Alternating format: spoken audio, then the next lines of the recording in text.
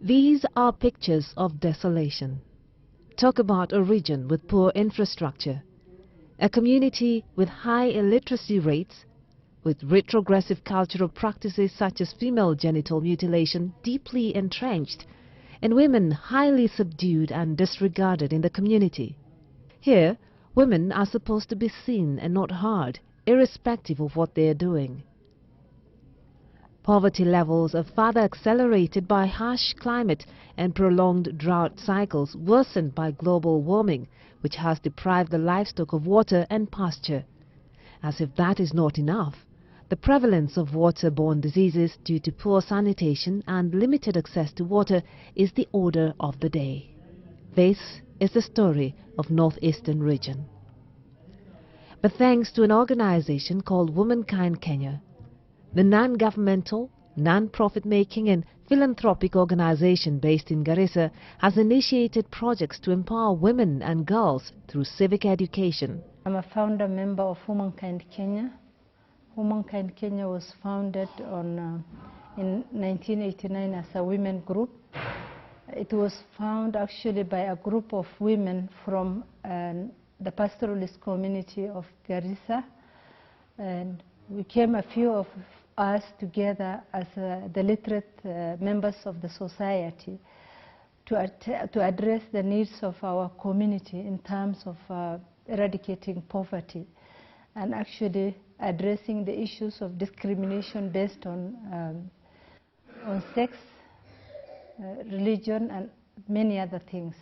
Some of them who are in the rural area do not actually practice Islam. They practice their own culture and they discriminate against the girl child and the woman, misusing misconception of religion. And the women and the girls are not educated, so they just believe what they are told and they're beaten, all their rights are denied. So they have no say because they don't even have the facts, they don't know anything about religion. And if they are told that is the religion, they abide by it and they believe that they don't want to actually do wrong things to annoy God. So they would do anything that is misused against them. And me and my colleague called Sophia Abdunur, she's now a member of parliament, a nominated member of parliament in Kenya, started Womankind to address the issues of human rights abuses and the issues of poverty. They've also introduced programs geared towards intervention and boosting of income levels through income-generating activities. We are talking about a society that is heavily patriarchal. The Somali community, I think you very well understand, historically are communities that the issues, their social issues, their economic issues, their political issues are actually controlled by men. We found communities where women are the poorest. We found communities where women do not have the voices. We found communities where women are actually treated as children. The Somali saying that says women are just nothing but a child with a bigger feet. So that actually gives you how women were viewed as. When it comes to decision-making levels, both at the household level, both at local levels in terms of the district level, the divisional level, the locational level, you find men are actually in control. A good example of an income-generating program in Garissa is that of Tawfik Farm. The women here have purposed to surmount cultural barriers and breed livestock, grow mangoes, tomatoes, bananas, all this to improve their lot in life. In Hidayah Farm, the women are taught how to irrigate their farm so as to maximize on yields. They have dug a borehole to take care of their water needs and in return reduce on the distance they would otherwise have to travel in search of water. We've also engaged in agriculture. For example, we have many farms along the river banks that we have actually irrigated through irrigation schemes. And the people who are actually benefiting from these schemes are women and children who are actually in dire need of those projects. Alhamdulillah Rabbil Alamin beertana waxa Hidayah Farm. Buulada meesha degan waxa la dhahaan Buula Nadiir Abdullaahi Cali. Beertan waxay socotaa 7 sano.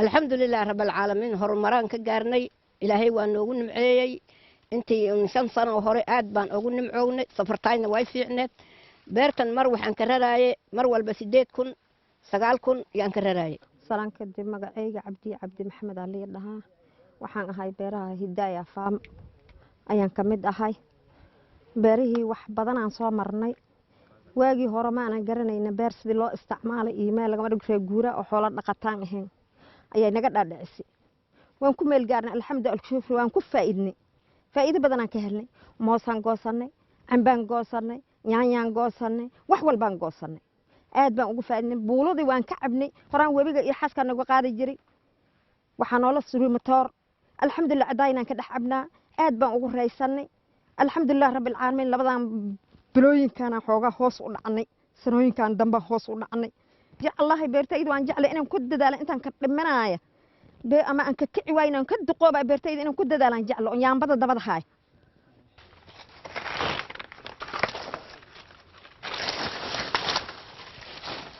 Mimi jina naitwa Mahmud Ali Kanyare.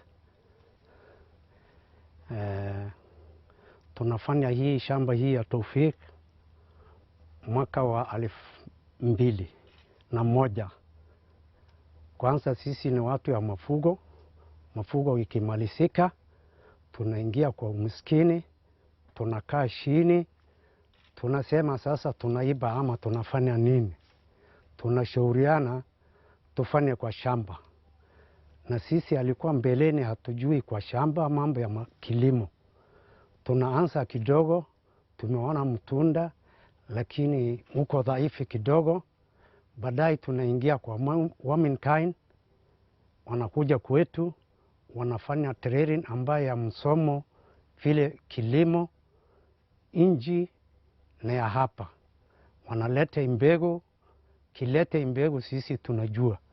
Baada ya sasa tunaona hii nyuma yangu ile vile unaona hivyo bananas. Tunakuwa tumepata chakula ya kutosha.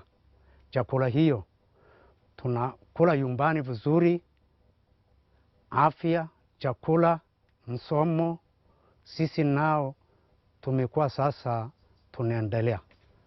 Mambo ambayo hapa hii mnaona alikuwa ni nyayo ya Womankind. We have put up water pans so that the community during the drought, it can relieve them from the stress of the drought. And as they move from one point to the next, they can access those pans to water their livestock as they move to where they can find pastures. Considering that the region is mostly dry, the program has also introduced afforestation initiatives to mitigate against the harsh effects of climate change. Balo Women's Group in Masalani Division of Ijaro District constructed a hotel with lodging facilities. What is interesting about this project is that the women have employed a man to work in the facility, a contrast to the cultural barriers in the community. aniga Habibo Hassan Mahmoud Ali dhaha horaan waxaan ahay ruux cid iska joogo oo waxba ahayn hatta ilma baxsaneed markaan humankay aan ma aragtaa galay aad ay noo masaacideeyay aad aan fiicnaanay idila ii baxday had saacadan heer waxaan gaaray aan kaatiin haasto waxaa la dhahaa Xawsiyaad Maxamuud waxaan ka mid ahay Balax Women Group anako meel ila iska joogna waxaan kala ognahay jirin Balaxa in badan nagalisay humankanya nagalisay in badan simana maskaxda noo furantay wax walba waan qabsanay oo goortaan magaalada daan dhaxmarayna waan xishoon jirnay maxaan dhigi jirnay maxaan magaalada dhaxmaraysin uu yeera humankanya aqligaas iyo maskaxdaas nasiisa ila hore aan aqal hore aan ku jira haddana 3 qolani leeyahay aan dhistoon in aan kreesta in aan ku jiro oo ilma fiiska baxsanayo ilmahan aan fiiska bixinayo aanigana aan cunihayo oo dhaqanayo lacag meel noo taalo oo loo qabno oo eri qabno bujur meel ka furanay hadaba dhaqankaas waxa noo keentay ilbaxnimadaas humankanya mahadaas iska leh sharaftaas iyo heerkaasna ay kana gaarsiiyeen ilaahay mahad iska leh ayaka mahad iska leh mid kale lo aa noo joogtaa kan nin walba kaasigiisu haysta midda kale barya ma jiro dad la aqoonsan yahay oo wax haysta oo dadka sidiisaba markii wax haysato ma dadnimo lagu aqoonsan yahay marba haddii gacantaa maranta wax ku ka sayba ma jiro marka waxaan noqonay dad wax haysta oo la qadirinaay oo wixii magaalada soo la maqlo oo soo galo loo sheegay oo la weydinay way daaqahaas maxaa jirtaa dileeya loo rabay aad iyo aad ay kor noo qaadeen muuminkaay way mahadsan yihiin ii dhow oo kale maxay qabaan dukaan yooma aan qabnaa way qabaan iyukana telefoon dabkii la gashanay waan qabnaa gabdha iskuul maan gashan jirin gabdha qoryaay noo doonay marka waa mahadsantay muuminka inta noo imaatay mahadgeena cilmi gabdhii afay noo barteen annagu maamooyinka wax baan kala garanay aad ay noo saacideeyeen intaasoo wax bayna siiyeen xoolo noo daaqaayin xoolihii faa'iidadii noo gaartay. Nimepata juzi pesa ya 200 naingishwa gombe ako sasa gombe yetu ako fora iko faida ingine naitwa ngozi ya mbuzi hako hata isto yake naweza kuonesha sahihi. This has greatly decreased on the wasted man hours and in turn enhanced girls' education, increased the women's economic productivity and reduced waterborne diseases. The organization has also provided beehives to women and youth groups as a means of income generation. Addressing capacity building and skills importation, over 500 locals have graduated from tailoring school and either established businesses or gotten employed within Garissa district. The organization has established a rescue center for destitute girls, offering support and education. In education, we try to make sure that education is understood by the community as a role by all, not only the government, so that we ensure that the community take up and own education from the lower level of early childhood education to secondary education. We try to support with model facilities so that it becomes our advocacy advantage, where we put up school infrastructures. Maybe you can put 1 or 2 classrooms that are model to the community for them to understand when they demand from the government what they should expect from that.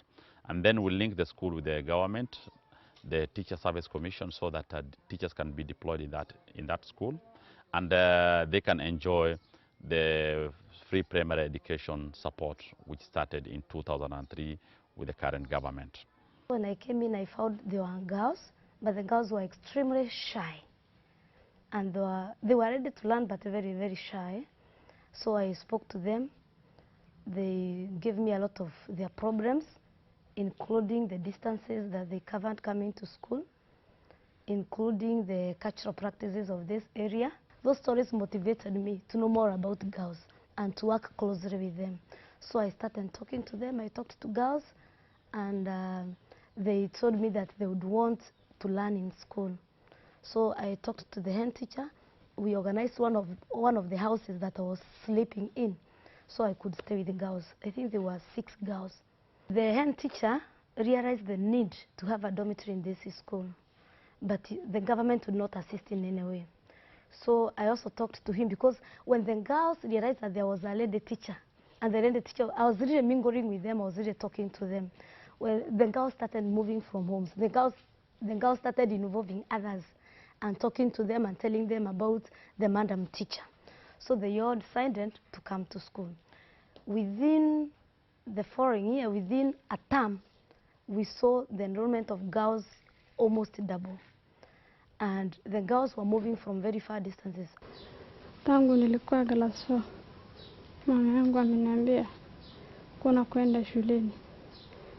Alafu wakati baba yangu alikuwa anafanya kazi msalani, alafu baba akaenda tu, mama ananiambia hakuna kwenda shuleni wiki moja ama wiki mbili. Naitwa Habiba Osman, niko miaka 14. Nimekuja hapa nikiwa nursery. Sasa niko class 8. Kwetu ni Kundi na ni mbali sana. 6 kilometers, ni mbali sana kwa shule na kwetu. Nimekuja hapa kusoma. Hapo kutembea, kuna lake pale ni kutembea pale, kuna wanyama wengi sana. The girls, because of the culture of this area, could not feed with others, with the boys. You know, they are not allowed to feed with the boys. So they would stay alone, wait for the boys to feed and feed and feed until they are full. So that girls would now go in the kitchen and find whether there's anything that was left so that they could feed. And as a result, the girls now became discouraged. Then teacher told me to be meeting them every week, at least once. That is how we came about sort of a girls forum. Womankind plus Action Aid constructing the dormitory. As they were constructing, they were molding the girls forum of Hara. So it grew to a very strong girls forum. In some of the schools, for example, we have developed some girls forums in secondary school. In 8 of the secondary schools we have. In some of the primary schools we have. The sense of the girls forum is to build the girls' self-esteem. This comes in education in a sense that the girl will understand the value of education first and foremost. She will have that self-confidence to understand and ask and actually demand some of the rights that she has. And also she would actually challenge the status and challenge for better service delivery by all stakeholders, including Womankind Kenya. The girls were then told that there was a dorm ready. Beds were brought again by Action Aid, now Womankind. They also brought mattresses, and they said they were ready to bring anything else that the girls felt was a problem in the future. After doing that, all the girls who are in their homes and that we even never expected to come to school, we saw them come to school. The center also provides refuge and protection for girls targeted for female genital mutilation, FGM. Wazazi wangu wanataka kama nitahiriwe. Sasa nilikuwa naogopa sana kwa kutahiriwa. Sasa nilikuwa nimekaa nyumbani, alafu mamangu kuniambia hayo maneno, nilipokataa mamangu na babangu wakawa hata hawana huduma na mimi, hata waniongelesha kwa sababu nimekataa kutahiriwa. Currently there are 107 girls boarding in the center, while others are day scholars. There's a song here that we are about to sing, and it is meant to encourage girls of Hara and those other girls in the country that we as girls at one time develop when we get to adolescence. And we have parts of the body that will enlarge, like the breast, and we have the buttocks that will also enlarge, the hips. So we are singing this song to encourage girls to appreciate themselves as they are. Jamani nisikilizeni, nisikilizeni, jamani nisikilizeni, nisikilizeni, sisi wasichana warembo wenye akili marasa ni yetu wenyewe. Jamani nisikilizeni, nisikilizeni, jamani nisikilizeni, nisikilizeni, sisi wasichana warembo wenye akili marasa. Actually done a lot of work in terms of education, building classrooms, and when we build classrooms, we actually raise the level of consciousness of the community to demand for service from the government. And when we do build classrooms, they demand for more from the government. So we were using projects actually to advocate for more projects and to make the community demand for more from the government. And in this way, the community was not only demanding from the government, but they were demanding from all stakeholders. And mobile schools for nomadic community. We can use camels as mobile library, putting books on top of the camel, and so that taking it around to children so that we can educate children even in the rural area, and educate women even in the rural setup, through adult literacy classes. Umm al-Khair Girls Home is a unique center because it is the only girls center in the northern region of Kenya which actually accommodates girls from all parts of Kenya. That is northwest, central and other parts of Kenya. We have been saving children from early marriages together with also child trafficking, traveling as far as northwest, that is specifically in Turkana, to go and save some of these young girls who are actually being trafficked. We are sure that these girls here, as much as they're here, they are sure that they can get whatever they want, basically coming from education, and also nutrition. We offer them very balanced diet and nutrition. And we are also sure that as long as these girls are here, they are free from any kind of harassment outside there, because they're actually far away from their families, maybe who are forcing them to get married. And another thing is that we can say their education is fully catered for up to the level base that they can actually achieve. 5 girls from the center have already graduated from the university and are currently working, while others are in secondary school, supported by Womankind Kenya. I'm Zahra Mohammed from Umalkai Girls Center Home. I'm orphan girl. I came here when I was 5 years old. When my parent died, I was living with my relative as a maid. I came here in 1998. I started class 1 from this center. Women can provide for me all basic needs, education, shelter, and food. Then I finished my primary school from Boys Town Primary School. And then I agreed to go to secondary school. I started certificate, and then I completed my certificate, started then. Now I'm continuing my diploma of community development and social work. I'm working with Womankind as an administrative assistant. We have girl child accessing education, which initially was not the case, because from a distance from one motoring point to the next can cover even 70 kilometers, 50 kilometers. And this normally is vested within the woman and the girl child. Besides that, within those schools, we have developed what we call boys friendly, the positive masculinity, where the boy child can support the sister or the neighboring girls to access education friendly, because the community dictates that education is for the boys. Wisdom belongs with the boys. The girl child in class does not participate in education because she fears that the boy, when she competes with the boy or asks questions in front of the boy in case she did not understand anything in the class, if she asks the teacher, by the end of the day, she'll be beaten up by the boys. So out of the boys' positive masculinity education, they support the girl child. Among the strategies used to implement the program include identifying community needs through baseline surveys and consultation with government institutions, religious leaders and community elders. The organization benefits technical input from line ministries of government. These collaborations have played a major role in ensuring a good working relationship with the government and community in general. Besides that, we are in health, and in health sector, we try to first and foremost capacity build the community to understand some of the preventable diseases, be it communicable diseases or non-communicable diseases. We try to make sure that the community are reached in some areas on immunization. This is one region where immunization and other health services is very low. Maternal health is almost at 20%, where 60 to 70% of the women, according to Kenya Democratic Health Survey, deliver at home. So we try to reach and empower the community, the mothers, to see that by the end of the day, they visit the nearby health centers to access services. In sectors of governance, Womankind Kenya has been very instrumental in making sure that people of this region participate in voting, especially women. We do voters education, awareness to the policies that are upcoming, especially on constitution making.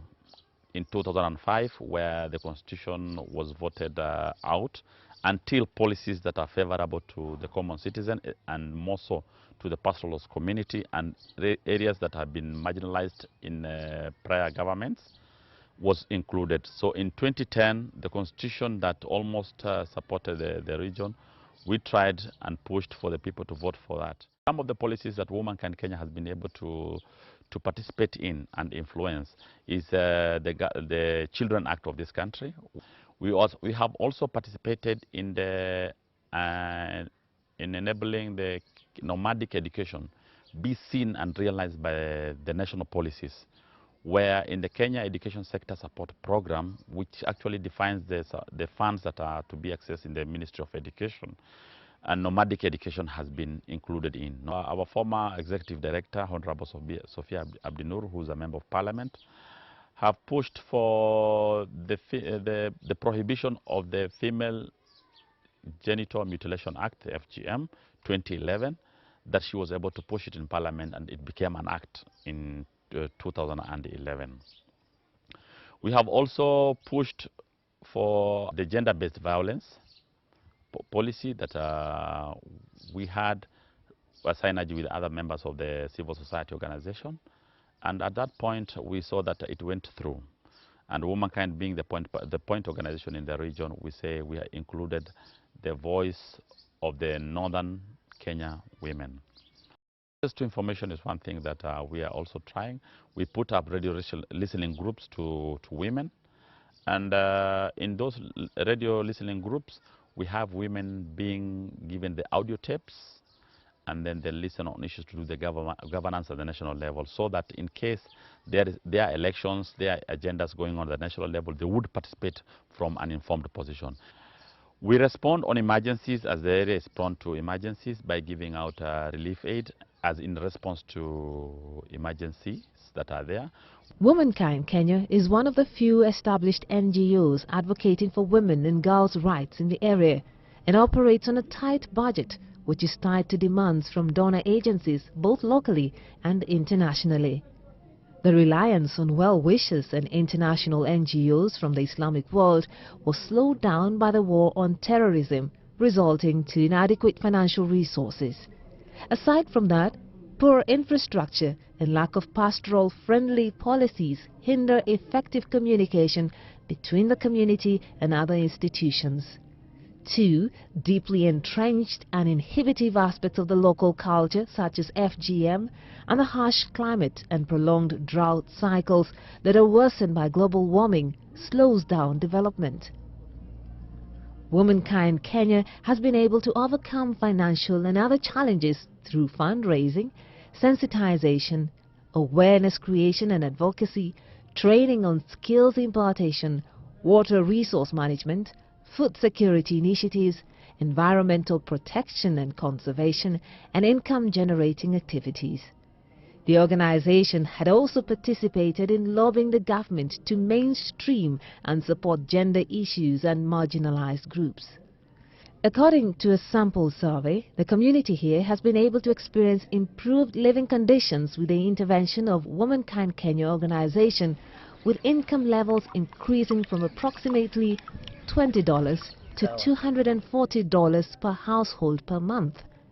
With enhanced food security among the community, the surplus food is sold as far away as Somalia and Malindi. In areas where the project is located, the community has been transformed from nomadic to sedentary settlements. This has made it convenient for government and other stakeholders to bring services closer to the community, resulting into better coordination and integration of stakeholders. With the adoption of a devolved system of government and a draft bill on FGM as some of the policy interventions, there have been notable changes in people's attitudes and behavior in respect to women and men and their respective roles.